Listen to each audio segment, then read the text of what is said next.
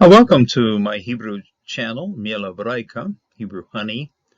And today we're continuing our study of Psalm 139. Now the verses 4, 5, and 6. I'm doing groupings because there's connections. There are connections among these three verses. So like to keep those connections, like to see how it all fits together. It's a it's a psalm that flows along with very good connections from one verse to the next. So doing them three verses at a time. And again, covering all that the Lord knows about us. And for some people, it could be scary that the Lord knows that much. For others, it is of great comfort. It is of great joy to know that the Lord knows us inside out. So let's continue into the study.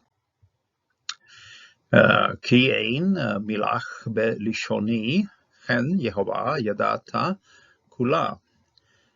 Key for ein, there is not, milah, there would not be a word, lishona, on my tongue. So before there is even a word on my tongue, before there isn't even a word on my tongue, before I've even said anything, before I even start to say something, before, and this is a negation here, before there's even a word on my tongue, milah, belishona, on my tongue. Hen is a little bit shorter version of hine. Hey, look at this.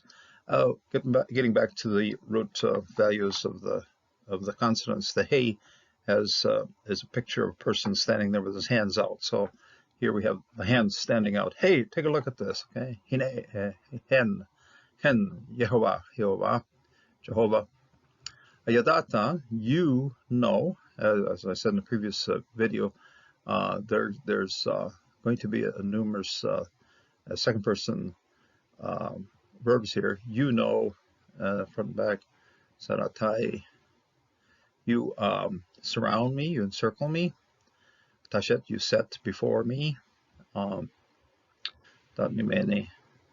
nishkeba, and then you have set on high. So these you have a series then of second person suffix forms of verbs here. You know, and you surround, and you set, and you placed on high. So shige, nishgeba. So hey Jehovah, you know all about it. Kulach. This is a pronoun at the end here, and every time you see a personal pronoun like this, you have to ask yourself, okay, what does it refer to? What's the antecedent of this one? So you know all about it. So about it. And this is in reference to the word that is on my tongue. So before it's even there. So you know all about it. So kula, all. Okay. Now we're going to see kof. We'll get into the series here of the kof, the kaf. Okay, kaf. Kaf this is the paleographic form of the kaf, and as you see, it's the hand sticking out like so.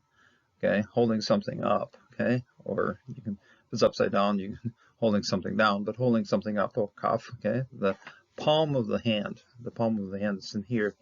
So you got kaf here, so you got kula, all of it. You got kafecha, this is literally then the palms of the hand, the palm of your hand, kafecha, your hand, your palm of the hand, and here too, ukal. And this one's a kaf lamed and a kaf lamed. So, and not able to do it, and I'm not able to do it. I'm not. I can't cover all of it. I can't get to all of it. Okay, so kol. So you have kol, kafecha, and kula, uchal. So this is the three kofs that appear here in a row. They're all kind of tied together as to what they're doing. Now we have another verb that follows through, and we see it here.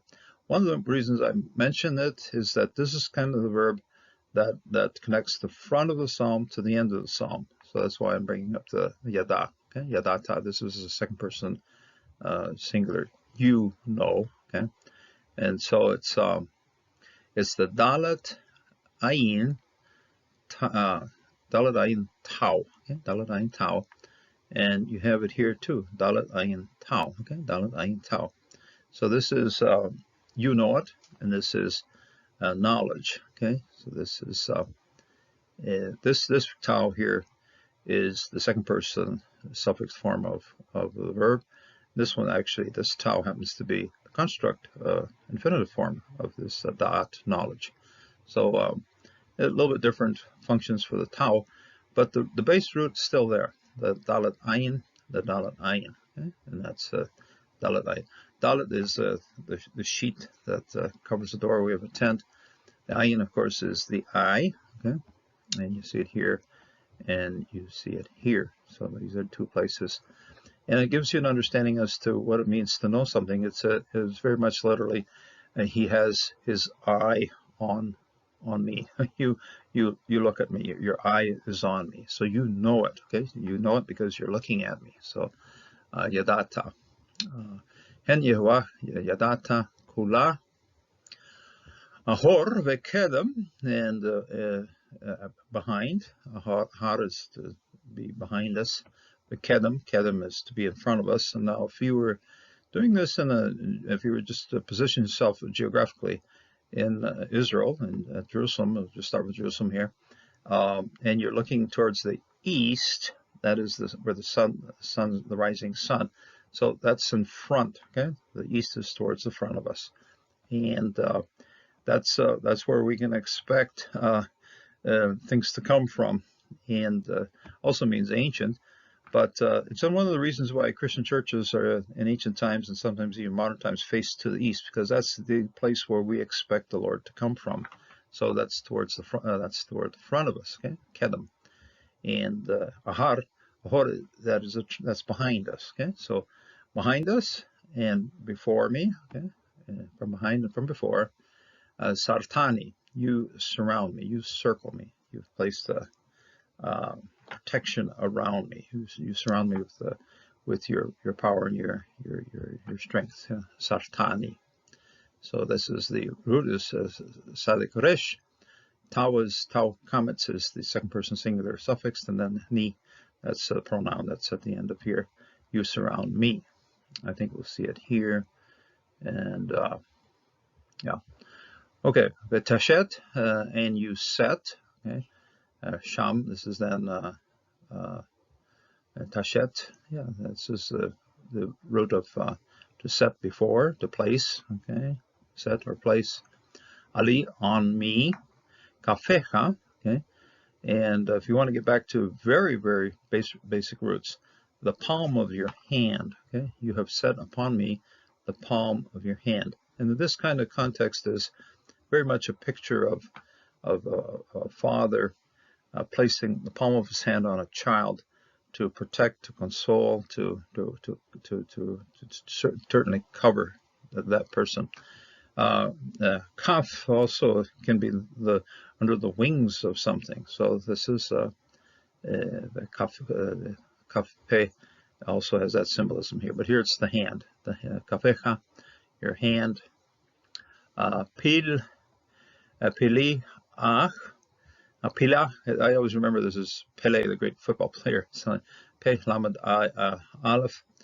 Kativ Kare. Kativ is has the fuller reading of the full set of has an extra yod here. If you're looking to the Kare here, Kativ is the written. The Kare is the read, and it takes simply this yod, which could be understood as construct plural, and reduces it to a singular. So it's and the motivation here of the Mashura, very simple in that dot is knowledge. Okay, it's in singular here, and so an adjective that would modify this dot to be in concordance or to fit what is the noun here, it should be a singular. So that's what the Kare has done. Just simply dropped out the yod.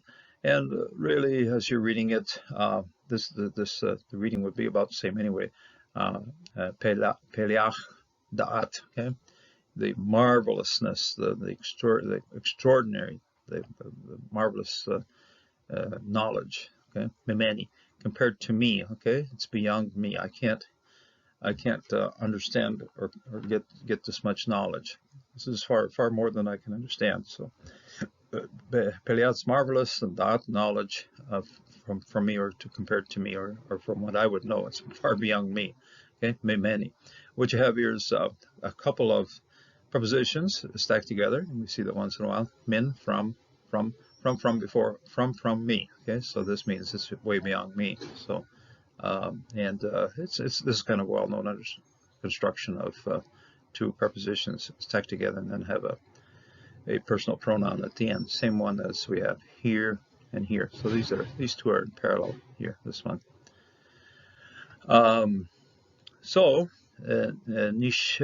Nisha geba.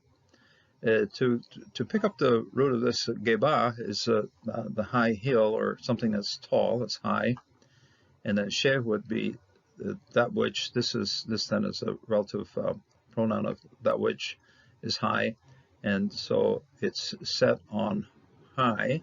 Okay, and low, I cannot. Okay, instead we see negations operating here, ein and low. This one's there is not, and this one's no. Uchal, I cannot complete it. I can't cover all of it, or I can't understand all of it. And there's the antecedent of this particular la is the knowledge over here. So you have mimeni da'at, mimeni, and uchal lach. So this antecedent of this particular pronoun at the end of the expression here is the dot, the knowledge. I can't capture this. I can't understand it. It's beyond what I could handle, this kind of knowledge. Marvelous thought here. And this is something we always really should have in our hearts when we're considering the power of God. Quite often we try to define what's happening with us. We're trying to sort out just how creation works, just how the providence in this world operates, just what is happening to us. And really, when we read this particular psalm, and when we start making comparisons with the knowledge that we have compared to the knowledge that God has, we just come and just say, wow, Lord, you certainly know things a whole lot better, a whole lot more extensive than what I can or what I could. And really, sometimes we think, oh, we have to know it all and sort it out in order to find our way in life. But the psalmist is saying here, I'm leaving this in your hands, Lord. You know it all, and you're the one that establishes what happens to me. And it's just a marvelous thing. And then we place it in the Lord's hands as to what he knows about us and what he's going to do with us. And we go through this in confidence and trust. We use this particular psalm to affirm the doctrine of omniscience. In other words, God knows everything. Now, just calling it omniscience, as to know God knowing all things, might just seem like a cold doctrine, but no, it's a very personal doctrine. It's a very doctrine that touches us very personally.